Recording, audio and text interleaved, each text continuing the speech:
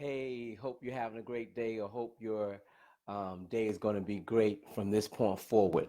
I literally just got off the road, probably within the last, if I've been in my office or been in my home 10 minutes, it's been a long time. I've literally just got off the road from a 2 hour drive, 2.5 hour drive from, I'm in Richmond.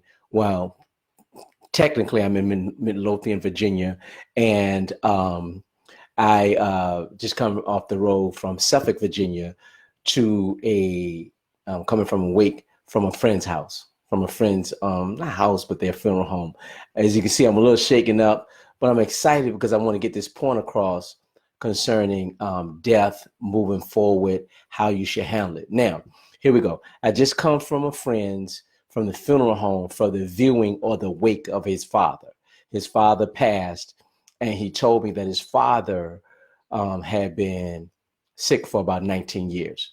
And just so happened, my father died in July, who had been um, diagnosed with prostate cancer and he died after 19 years. So it's some similarities in these situations, and he helped me. He supported me through the situation with my father dying in the funeral, and somewhat obligated to do the same. But since he's my friend, I don't think it was an obligation. So here we go. I drive down to Suffolk, Virginia, to the wake. Man, I go into the funeral home. It's packed, people everywhere, and I see his father, view his father. Then he introduces me to everyone in the family. Not only everyone in the family, friends. I'm up and down the aisles, the pews, everything, and we're there for about 2 hours. And during that time, I also met his mother. Now, his mother and his father have been married 50 plus years. 50 plus years. Congratulations to them on that in marriage and the example that they made. But when I spoke to his mother, I was talking to her about some things, to his mother, I was talking to him about some things that I experienced with my father. And she told me this. She said, well, to me, she said, it was a smooth transition. She said, I wasn't sad. And when he died, he died, he went on, and he's in a better place. And I'm happy for him. And I'm happy for the family. I was like, wow, what a perspective.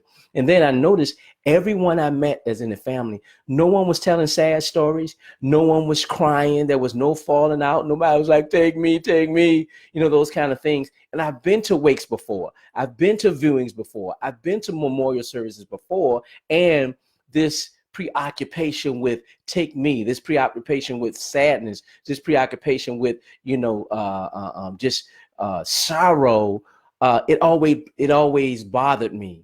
And then when my father died, I had a chance to experience for myself, and my approach was this. My father died after 19 years of battling with prostate cancer. But instead of being sad, since I knew he was going to a better place, and since I had spent time with him, and since I had had 50 plus years with him, instead of dwelling on sadness and me missing him and all the negativity that's what's around it, I went for joy.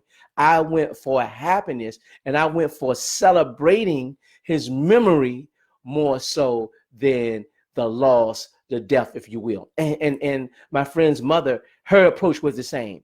Everybody else's approach was the same that was in the wake, was in the viewing tonight. And this is what I tackled this subject before, and this is what I want to tell you. I read posts sometimes, and I hear people sometimes, and they're saying, when their mother, their father died, or someone in their family, 10 years later, I'm so sad, I'm so hurt, I'm so bothered, I can't get by it. And then you have these long posts, and it's been 20 years and it feel like it was yesterday, and I'm crying and I'm sorry and I'm feeling sorrowful and sad and all those things. And stay with me now. I can understand the feeling or the memory, but we have to have the feeling of, here we go, celebrating the life or the time that we had with them. Because if I guarantee you this, if they were to come back right now and see you sad, see you crying, see you, stuff, all this, I bet you they would tell you, stop crying, stop being sad.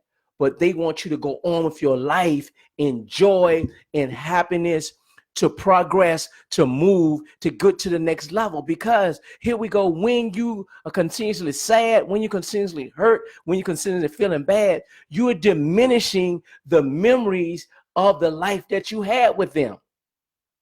You're diminishing the life and the memories and the progress of the things that you had with them when you're sad, when you're sorrow, when you're feeling hurt. After 20 and 30 years, I believe time heals all wounds. I do believe that. Things go by. So, but until you decide to embrace the happiness, embrace the joy, embrace the memory, embrace the good times, embrace the lessons learned, embrace the meals shared, embrace all of the graduations, all of the weddings, all the good things you can focus on, then you're going to be sad.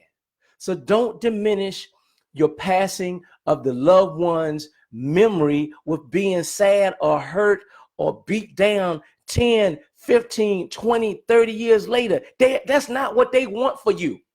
They want you to go on. They want you to continue to excel. They want you to take the lessons that they've gave you, use those things and make your life better, make your husband's life better, make your wife's life better, make your children's life better, make the community life better. All of those things that they gave you is not to be diminished. So I'm telling you, get this psychology of changing things around when it comes to death, of sadness, of sorrow, of hurt, of even shame or regret, all of those things, because those things will hold you back from your destiny, your purpose of who you should be. And that's what they want for you. When you get there, and I believe in heaven, when you get there and meet the passing loved one in heaven, they're going to tell you, I'm so happy that you didn't mourn or was sorrowful or was sad for 5, 10, 15, 20 years. My dad's going to tell me, he's going to tell me, I'm so glad you did your best, son. You sent me out with a great funeral, son. You cried in private and you had your moments, but at the funeral, you celebrated my life. You uplifted my life. You uplifted the times that we had together. You talked about the lessons learned. You talked about the things that you finally found out about yourself and where these things come from. And that's why I'm glad that you took it as a floor of where you were in your life and continue to soar. So people, some people gonna take this well, some people are not, because sometimes, people think it feels better to hurt. It feels better to be sad. It feels better to be sorrow. But I think you really, really look at it, if you really, really think about it, from the standpoint of the person that passed, I believe for all my heart that that person will not want you to live a life in sorrow, regret, sadness, hurt, unjoy. Is unjoy a word? I'm just going to coin this word, being unjoyful, or thinking about the woulda, coulda, shouldas, or did I spend enough time, or I should have done that for them, all like that. Shame. They don't want those things for you. Believe me, they don't want those things for you. They want you to be happy. They want you to be in celebration. They want you to be in joy. They want you to go on, and they want you to live the life that they thought you should live if they were there with you. And I guarantee you this, they're in heaven, and I'm sure they're rooting you on. They're pushing you forward. And I've heard even when you hear sometimes people say, especially sports people, they always say, well, yeah, when I was shooting the baskets on the day that my dad died, I knew he was there with me. Or when I was hitting the ball, or sometimes when people are giving speeches, those things, they always say, I know the person is there with me. But I guarantee you, if the person is there with them, they're not saying be sad. They're not saying cry. They're not saying be sorrowful. They're saying you can do it. They're saying, I put some things in you. They're saying, go for it. They're saying, be happy. They're saying, be fruitful, multiply. Here we go. Believe in yourself, like you see on my wall. They're saying, be successful, like I see on my wall. They're saying, do more what makes you awesome, because you're saying awesome. These are the things I want you to think about when you think about the one that has passed and gone on to a better place. So thank you for listening. I hope you can receive this, because it's not what I think, it's not what I've been told, is what I know. I lost my father. I just come from a wake and a viewing, if you will. With, I mean, it probably was like 50, 70 people in there. I didn't see one tear. They had a big family. The family was made about probably half of the people, 40, 50. No one was crying, no regret, no sadness. It was people sharing stories. It was people being happy. They were showing pictures on the wall, flipping through. I mean, it just was a joyous occasion. It was a celebration. And look, you know, people say a celebration of life. It was a celebration of life. But if that loved one was to come back to you today, what they would say to you is, I want to celebrate your life. You should celebrate your life. It should be a celebration of the good things that we had and not be hurting 5, 10, 15, 20, 25, 30 years from the time that I passed because you're taking away all of the good things that we have. Don't diminish the memories of the person that passed by being sad. Thank you. Someone needs this. Please share it with them.